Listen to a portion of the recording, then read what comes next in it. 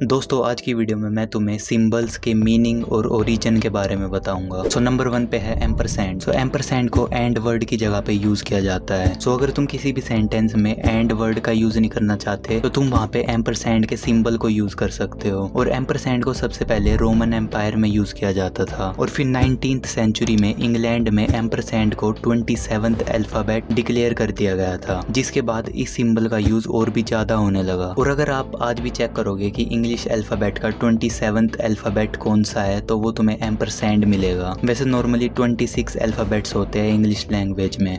Number 2 पे है कैडेशियस। सो कैडेशियस को मेडिसिन और मेडिकल हेल्प के सिंबल की तौर पे यूज किया जाता है और इस सिंबल को रोमन गॉड हर्मीस से लिया गया है। इस सिंबल को तुम हर्मीस के स्टैचू पे देख सकते हो, पर एक अजीब सी बात है कि जो ये रोमन गॉड हर्मीस है ये कोई मेडिसिन या हीलिंग का गॉड नहीं है। एक्चुअली में ये गॉड है झूठ बोलने का और चोरी करने का। ये अजीब सी बात है कि इस गॉड का सिंबल मेडिसिन और मेडिकल हेल्प के तौर पे यूज किया जाता है। नंबर 3 पे है हर्ट। सो ये हर्ट का सिंबल बहुत कॉमन है और ये सिंबल लव को रिप्रेजेंट करता है। वैसे तो ये सिंबल हमारे ह्यूमन हर्ट जैसा दिखता नहीं है, पर फिर भी इस सिंबल को यूज किया जाता था रोमन एम्पायर में लव को रिप्रेजेंट करने के लिए। देखो, रोमन एम्पायर में सीधे हर्ट का सिंबल लव को रिप्रेजेंट करता था और उल्टे हर्ट का सिंबल टेस्टिकल्स को रिप्रेजेंट करता था। नंबर 4 द बार्बर पोल। सो इस बार्बर पोल के सिंबल को बार्बर्स यूज करते अपनी दुकान के बाहर ताकि लोग उन्हें आइडेंटिफाई कर पाए। इस सिंबल को ज्यादातर अमेरिका में यूज किया जाता है। वैसे इस सिंबल को सबसे पहले इंग्लैंड में यूज किया गया था 1300s के टाइम पे, इंग्लैंड के बार्बर सर्जन्स के द्वारा। बार्बर सर्जन्स बेसिकली वो बार्बर्स होते हैं जो बाल काटने के साथ साथ छोटी मोटी सर्जरीज भी करना जानते थे। ये बार्बर सर्जन्स इंग्लैंड में होते थे पहले के टाइम में। नंबर 5 पे है स्कल एंड क्रॉसबोन। ये एक बहुत ही ज्यादा पॉपुलर सिंबल है पायरेट्स मूवीज में और इस सिंबल को एक्चुअली पॉपुलर भी पायरेट्स ने किया था। और सबसे पहले पायरेट जिसने इस सिंबल का यूज किया था उसका नाम था बकेनेर कैलिको जैक। और इस पायरेट ने इस स्कल एंड क्रॉसबोन के सिंबल को सबसे पहले ग्रेव्स पे देखा था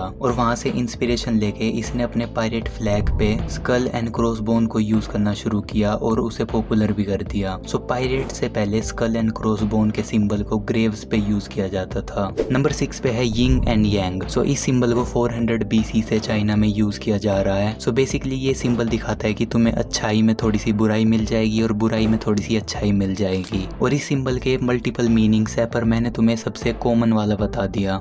नंबर 7 पे है फ्लोर दे लीस। सो ये एक पॉपुलर फ्रेंच सिंबल है जो रॉयल्टी को रिप्रेजेंट करता है। फ्लोर दे लीस का इंग्लिश में मीनिंग होता है फ्लावर ऑफ लिली। वैसे तो ये सिंबल फ्रेंच में ओरिजिनेट हुआ था, पर फिर इस सिंबल को दूसरी रॉयल यूरोपियन फैमिलीज ने भी यूज करना शुरू कर दिया था बाद में। नंबर 8 पे है ओके। सो ओके सिंबल को हैंड की मदद से दिखाया जाता है और इस सिंबल को ओके वर्ड की जगह पे यूज किया जाता है। और इस सिंबल को बेसिकली योगा एंड मेडिटेशन से लिया गया है, ये आप अपनी स्क्रीन पे देख ही सकते होंगे। नंबर 9 पे है लाइटनिंग बोल्ट। सो ये लाइटनिंग बोल्ट का सिंबल भी बहुत पॉपुलर है। इस सिंबल को मूवीज, शोज और बहुत सारी जगहों पे यूज किया गया है और इस सिंबल का ओरिजिन भी बहुत पुराना है। जी हाँ, एक्चुअली इस सिंबल को केव मैन भी यूज किया करते थे अपनी केव पेंटिंग्स में, इतना पुराना है ये सिंबल। और नंबर 10 पे है स्वास्तिका। सो देखो, स्वास्तिका 2 टाइप के होते हैं, एक नॉर्मल वाला जो रिलीजियस एक्टिविटी में यूज होता है और दूसरा है नाजी स्वास्तिका जिसे हुक्ड क्रॉस भी बुलाया जाता है और इसको हिटलर ने यूज किया था। सो नॉर्मल स्वास्तिका स्ट्रेट होता है पर हुक क्रॉस 45 डिग्री के एंगल पे टिल्ट होता है। Thank you.